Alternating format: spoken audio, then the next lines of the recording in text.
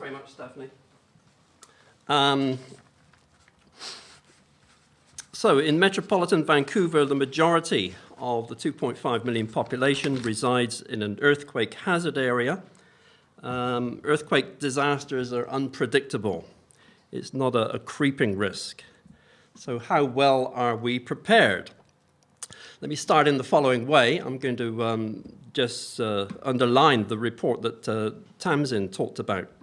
The UK Grosvenor Group, a London-based property company, led no less by the Duke of Westminster, stated that Vancouver was the second-ranked city, slightly behind Rob Ford's city, in terms of resiliency, based on an array of indicators regarding adaptive capacity, which means a city's ability to prevent and mitigate serious threats. So from this outside UK Duke of Westminster research think tank, our governance was in fact rated very highly. This includes democracy, freedom of speech, transparency, accountability, and long-term leadership vision. It also includes strong institutions, learning capacity, disaster planning and funding, budget, credit and access, and global funding. It all sounds great. And of course, the underlying agenda here is that Vancouver's real estate is a good bet for international investors, right? So what could possibly go wrong? Let me count the ways. There's nothing like a review of disasters elsewhere to sharpen the mind about what might happen in our own metropolitan region. I don't have any visual aids. It's the end of the day. I'm going to ask you all to work with me. So imagine, if you can, a giant 3x3 matrix. A giant 3x3 matrix. Are you all with me? On the left-hand side is Kobe, Japan. In the middle is Christchurch, New Zealand, another big city in the Pacific Rim. On the right-hand side is our own Vancouver region. The rows coming across, I've kind of compacted much of my research into three variables for today. One is the perception of risk. The second is, how about the immediate response? The third is, what happens for long-term recovery? Here we go. Kobe is a city of 1.5 million people in Western Japan. It's a large industrial port city. Well, perception of risk. On the 16th of January, 1995, the most important risk for a disaster was the typhoons that come in every year in August and September. And for typhoons, you need heavy roofs, right? Wrong. Well, the planners in Kobe didn't know about an underlying fault right underneath the city. On the 17th of January, a 6.8 magnitude earthquake caused devastation. Over 6,000 people died. The direct cost was equivalent in terms of damage to 2.5% of Japan's GDP. How about the immediate response? Well, many friends of mine in Japan say that was the second disaster. The Japanese military were just 20 miles down the road.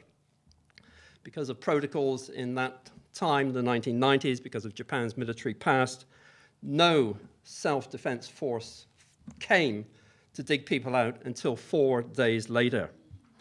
There were fires, but no water. Housing and commercial buildings were damaged and destroyed, but there was no insurance. There was no direct medical force sent into the city until days later. Friends say that 10% of the 6,000 people who died could have been saved by some emergency disaster medical force. What happened in the long-term response? Well, the rebuilding, some say it took 10 years. There were clear winners and losers. Kobe City is a cigar-shaped metropolitan area. It's a kind of a mirror reverse to the Vancouver region. The prosperous east side had many new condominiums and gained in population. The poor blue-collar West Side continued to lose and lose population and economic vitality. Kobe wasn't exactly a lost situation. There are many lessons learned. The government redeployed the military to be able to attack disasters much more easily. Building regulations were improved. There were emergency medical teams, all of which saved lives in the 2011 earthquake and disaster in northern Japan.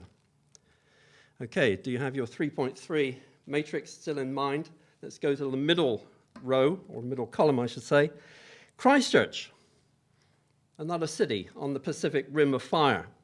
More similar in terms of history and building structure and economic profile to our own. Small business, resources, tourism, Lord of the Rings, right? And international education. What about the perception of risk? Well, the last big earthquake prior to Christchurch happened in 1931 in the small town of Napier.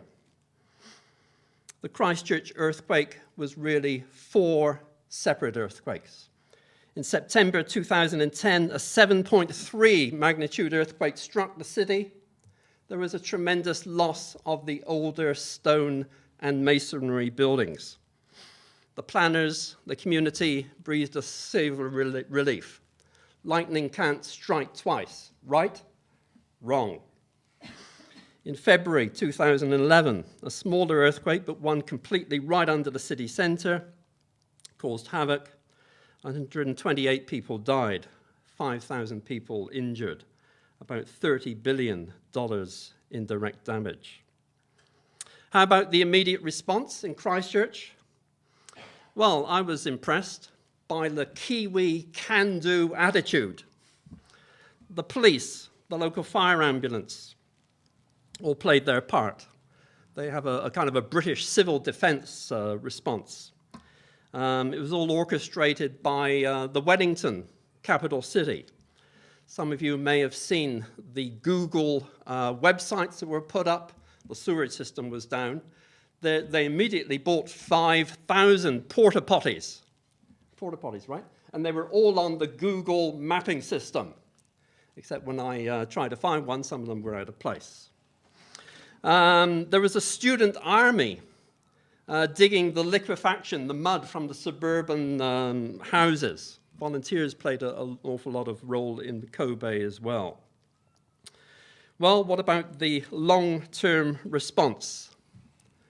Disasters, interestingly, we've seen, are often a trigger to change in urban governance, as Ken said. Be careful what you wish for. In the case of Christchurch, the right-wing, heavy-handed national government stepped in with an emergency legislation that took over the functions of the city council and set up what my New Zealand friends call the monster of a Canterbury Earthquake Reconstruction Agency, with tremendous powers to declare buildings unfit, with tremendous powers to demolish housing. The CBD, the central city, had a cordon around it for 2.5 years. Imagine that for our own city. Businesses moved out to the suburbs. In the eastern, poorer part of the metropolitan area, 5,000 houses have been demolished along the scenic Avon River. Those people were not rehoused. They were asked to claim their insurance and to move on. So, the last part of my 3x3 matrix. What are the implications for Vancouver of these 2 catastrophic events? 1, the perception of risk.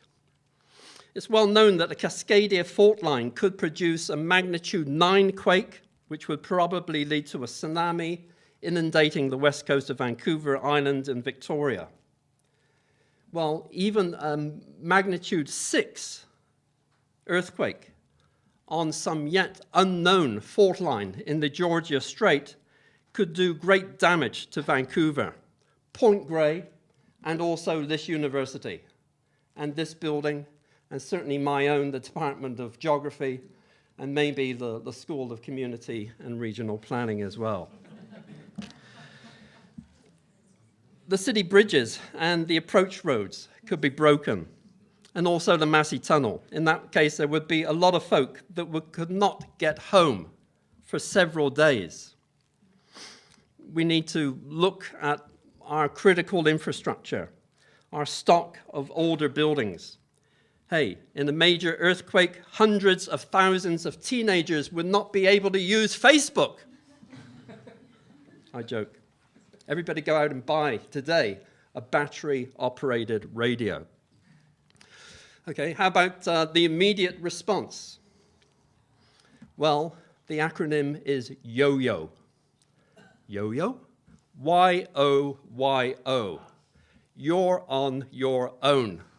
The official plan says, for 4 days. Make that 4 weeks. When would the first responders arrive? Well, here in the suburbs of Metropolitan Vancouver, there's nobody coming to dig us out. Most fire and police and ambulance would rush to the people stuck in elevators in the downtown peninsula. And depending on the force of the earthquake and the time of the day, hundreds of thousands would be stranded in the city centre. And in fact, Point Grey would be the very last to be rescued, as we are outside the city of Vancouver's jurisdiction.